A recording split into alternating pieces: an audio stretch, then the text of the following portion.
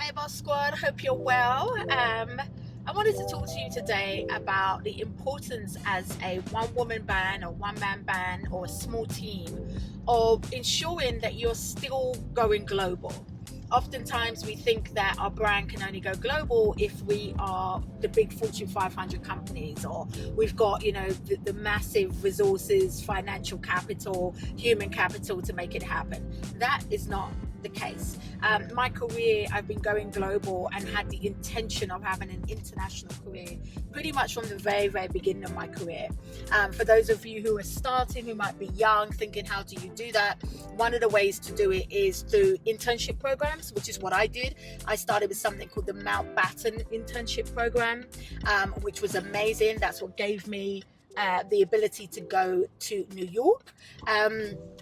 And then as my career progressed, I just became very, very intentional on keeping that global aspect. And so now, with technology and the fact that we are all living in this new normal, I really want you to think about how can you use technology? How can you use LinkedIn and making contacts on LinkedIn? How can you use Instagram, Zoom, Google Teams, Microsoft Teams? How can you use all the technology that's at our fingertips to be able to develop your global relationships? So for me, one of the things that I've been doing recently is literally an array of different virtual events so that I'm gaining access to different global markets. And those virtual events have given me global clients. So this week, as an example, I was working with one of my clients who's based in Singapore. They are a shoe designer called Vintatore, and they do men's shoes. And so I was working with them this week, kind of looking at their new product range, looking at how they might be able to propel that into the international market, how they can digitalize their offering, building a new website, auditing their social media, etc. The second thing that I was doing when I did that in the morning, then in the afternoon on the same day, I was doing a virtual conversation with Anna, who is in Ghana. She's one of the Boss Squad members. She booked me for a one-to-one coaching, but as I was doing the coaching, I was talking to her about how we could do strategic partnerships between the UK and West Africa, with her based in Ghana, working across luxury property.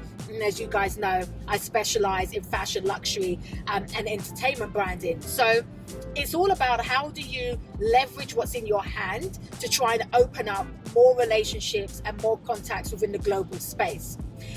The other thing that I was doing is I did a podcast at the end of the same day. I did a podcast in Atlanta.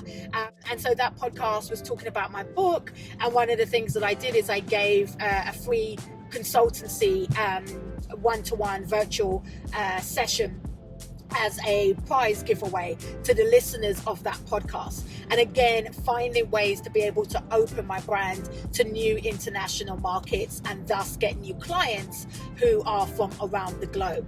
So I really, really want to encourage you. You don't have to be massive to do it. Today I finished off doing something in the UK that was a podcast. No, it wasn't actually. It was a virtual event where I was a keynote speaker, and they said to me they had over 1,000 people registered for that conference. And so I just really want to encourage you. Technology is at our fingertips. There is no reason as to why you, as a solopreneur or as a small business, cannot level up.